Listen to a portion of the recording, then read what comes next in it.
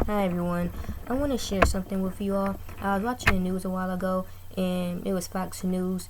On the news, they had this Christian cult leader, and what he was doing was he was recruiting young individuals, particularly teens, those who are still in college, and he was gathering them, causing them to leave school and to distance themselves, separate themselves from their loved ones, their family, and their friends, and how they all live together, and I guess just work with him. And guys, I'm making this video because you have got to be careful. You have a lot of people who are misrepresenting Christ, those who don't know Christ. I made a video in the past titled Beware of Cults and People Who Claim to Be of Christ. Christ gave us a warning about this stuff in the book of Matthew chapter 24.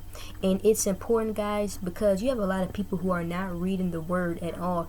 And as a result, they're falling for the trap. They're giving heed to seducing spirits and doctrines of devils. They're not renewing their mind through the word. Satan could just get his hands on you when you aren't reading the word, because you don't really know what to look out for, what you should be discerning, what to avoid. Guys, it's really and truly important that you stay into the things of God. You read the word, you go on a fast, you really get off into the things of God and not just heavily rely on other people to just lead the way forward. You have to remember, guys, in the Bible, the Holy Spirit is supposed to be our teacher in all things. We're supposed to be relying on God.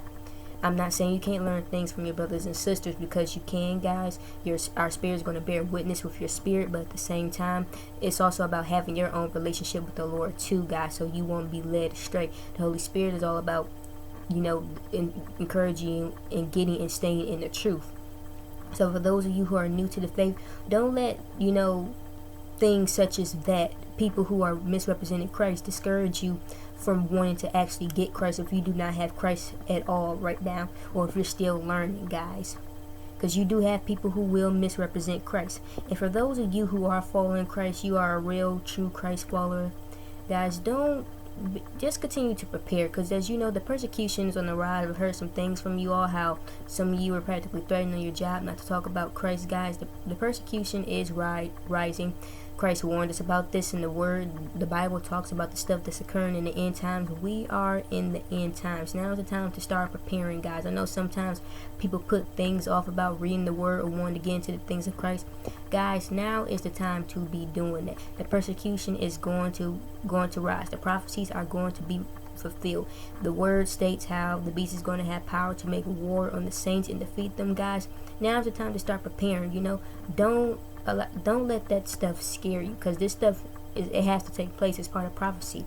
Remember, the Lord didn't give us a spirit of fear. That is of the enemy. So if you are a person who's fearing this stuff, guys, now is the time to just talk to the Lord, open up, be honest with him, continue renewing your mind through the word, because you're going to be transforming, changing more into his image as time goes on. And you do that also by just reading the word, getting up to the things of God, gaining your own relationship with him, guys.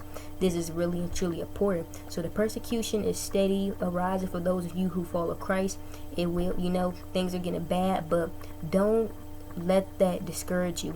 What we need more than ever now is faith. Faith is what's going to help us in getting through these troublesome and hard times, the tribulations, guys.